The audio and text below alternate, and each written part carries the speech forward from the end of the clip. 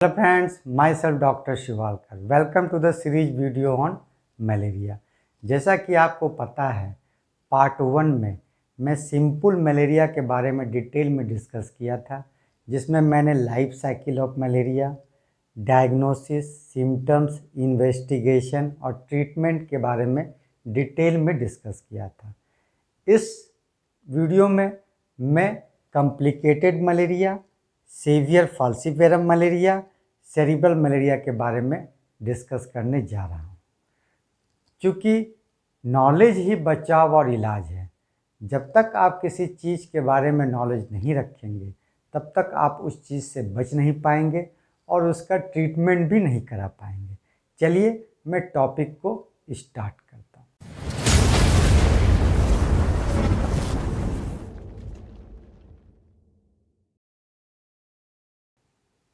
तो पहला, कब आप कहेंगे कि ये कॉम्प्लिकेटेड मलेरिया, सेवियर मलेरिया और सेरिब्रल मलेरिया का केस है?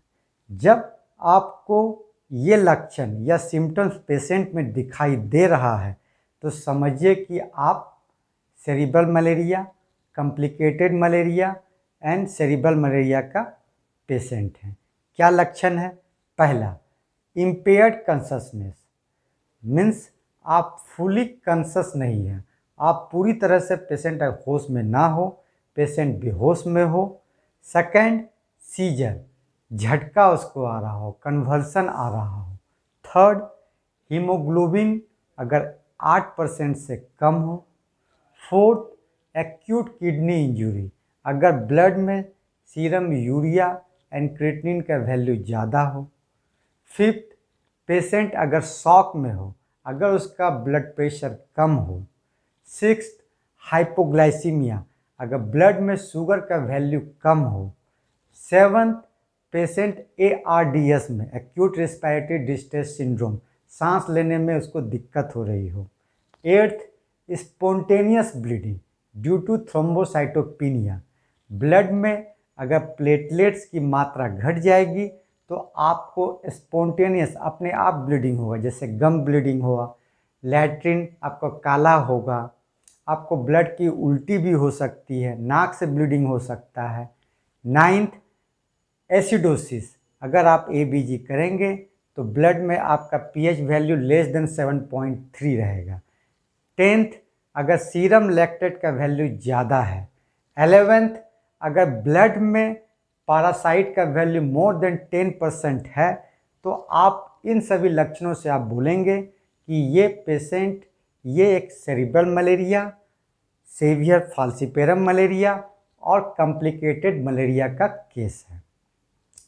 तो ऐसे पेशेंट का आप कैसे मैनेजमेंट करेंगे, कैसे ट्रीटमेंट करेंगे?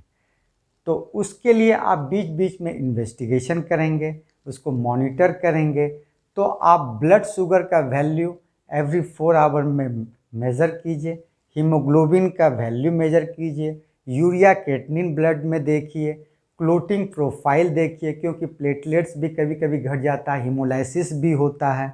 इलेक्ट्रोलाइट का वैल्यू देखिए, सोडियम पोटेशियम का, पैरासाइट काउंट करते रहिए। अब आते हैं ट्रीटमेंट। इसका ट्रीटमेंट कैसे करेंगे? तो इसमें 2 रेजिमिन है, एक है आर्टिसोनेट रेजिमिन, दूसरा है quinine regimen. Artesunate is the treatment of choice. इसमें आर्टिसोनेट रेजिमिन ही देते हैं। पहला चॉइस हमारा आर्टिसोनेट रेजिमिन ही है। अगर पेशेंट आता है, वो बेहोश है, फुली कॉन्शस नहीं है, तो उसको चाहे तो आप उसको IV देंगे या IM देंगे, मस्कुलर देंगे, वेन में देंगे या इंट्रामस्कुलर उसको इंजेक्शन देंगे। तो जैसे ही पेशेंट एडमिट होता है तो पहला इंजेक्शन उसको देंगे आर्टिसोनेट का 2.4 मिलीग्राम पर kg बॉडी वेट के हिसाब से, IM, IV वेन में या intramuscular injection at the time of admission आप उसे देंगे। अगर एक एडल्ट व्यक्ति अगर 50 kg का है तो 2.4 मिलीग्राम पर kg बॉडी वेट के हिसाब से 120 मिलीग्राम का इंजेक्शन आप at the time of admission देंगे। देन नेक्स्ट 12 आवर के बाद सेकेंड इंजेक्शन देंगे, देन नेक्स्ट 24 आवर्स के बाद थर्ड इंजेक्शन देंगे, फिर every day for next 3 day और 5 डे सिंगल इंजेक्शन आप उसको 120 मिलीग्राम का इंजेक्शन देंगे। कहने का मतलब 2.4 मिलीग्राम पर केजी बॉडी वेट के हिसाब से देते हैं। अगर एडल्ट 50 मिलीग्राम का है तो उसको at the time of 120 milligram injection चाहे आईवी चाहे आईएम दे दिए, फिर 12 घंटे के बाद दूसरा इंजेक्शन, फिर 24 घंटे के बाद तीसरा इंजेक्शन, फिर हर एक डे, फिर नेक्स्ट 3 डे तक जो है सिंगल इंजेक्शन ओडी जो है आप 3 दिन तक उसे देंगे। इस तरह से इसका फुल कोर्स है।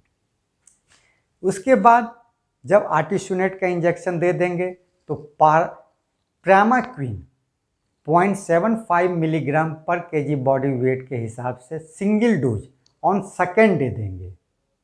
ठीक है, इसका साइड इफ़ेक्ट क्या है? डिलेड हीमोलाइसिस कराता है, तो इसीलिए हीमोग्लोबिन का वैल्यू 14 डेज़ के बाद 14 दिन के बाद उसको चेक कराइए कि कहीं हीमोग्लोबिन का वैल्यू तो नहीं घट गया है। जनरली ये 7 से 21 दिन में सेल्फ लिमिटिंग है, अपने आप ठीक भी हो जाता है। तो पहला क्या है? Artesunate रेजिमिन। Artesunate रेजिमिन is treatment of choice, यही हमारा ट्रीटमेंट ऑफ चॉइस है। अगर आर्टिसुनेट अगर कहीं अवेलेबल नहीं है तब हम क्विनिन रेजिमिन देते हैं। तो आर्टिसुनेट रेजिमिन कैसे देते हैं? ये 2.4 मिलीग्राम पर केजी बॉडी वेट के हिसाब से, चाहे तो आईवी या आईएम ऑन एडमिशन, जिस दिन आपका एडमिशन, जैसे आप एडमिशन हुआ उस समय आप दे दिए, फिर 12 आवर्स के बाद देंगे एक इंजेक्शन, देन 24 आवर्स के बाद देंगे, फिर नेक्स्ट 3 या 5 डे इंजेक्शन आप देंगे। तो 0 डे, 12 आवर, 24 आवर, फिर next 3 day injection single injection देंगे। ये कैसे रहे? 2.4 मिलीग्राम पर केजी बॉडी वेट के हिसाब से, अगर 50 केजी का है तो 120 मिलीग्राम आपको देना है। अब बात करते हैं सेकेंड रेजिमिन, क्विनिन रेजिमिन के बारे में। जब आर्टिसुनेट इज़ नॉट अवेलेबल, जब आर्टिसुनेट इंजेक्शन अवेलेबल नहीं है तब आप क्विनिन रेजिमिन फॉलो करते हैं। क्विनिन रेजिमिन कैसे देते हैं? तो at the time of admission 20 milligram पर केजी बॉडी वेट के हिसाब से, at the time of admission in 5% dextrose over 4 hours आप इंजेक्ट करते हैं।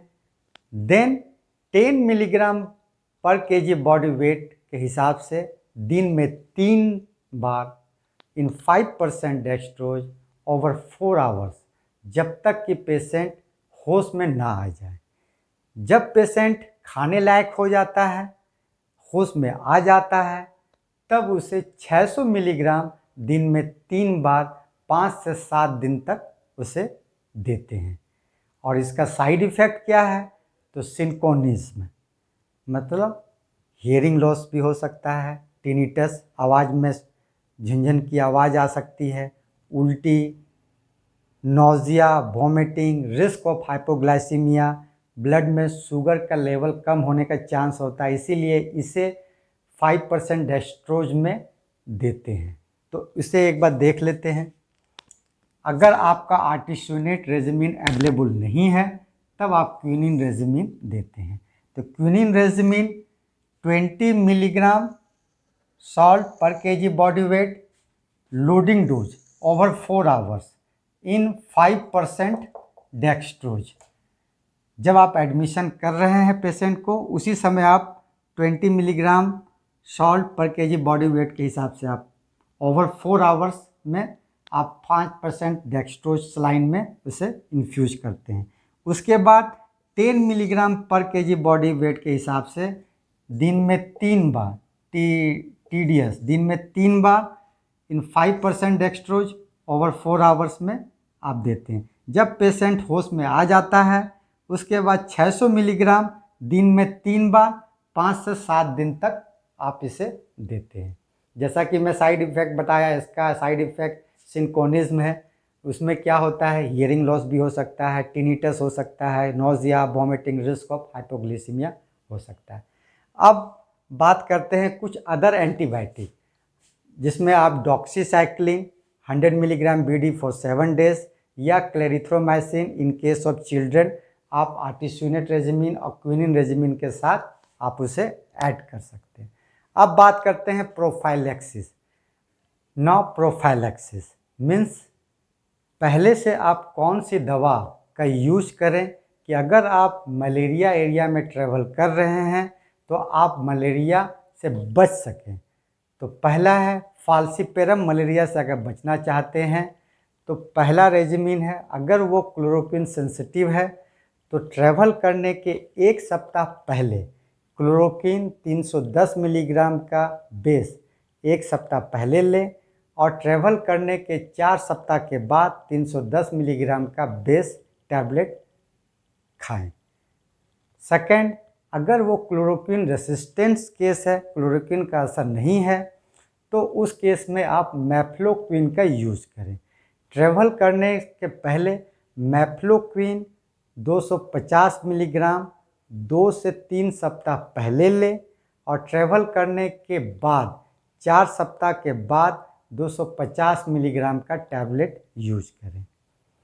डॉक्सीसाइक्लिन का अगर आपको यूज करना है तो 100 मिलीग्राम सिंगल डोज 1 से 2 दिन पहले ट्रैवल करने के और 4 सप्ताह के बाद ट्रैवल करने के बाद 100 milligram single OD single dose आप ले सकते हैं।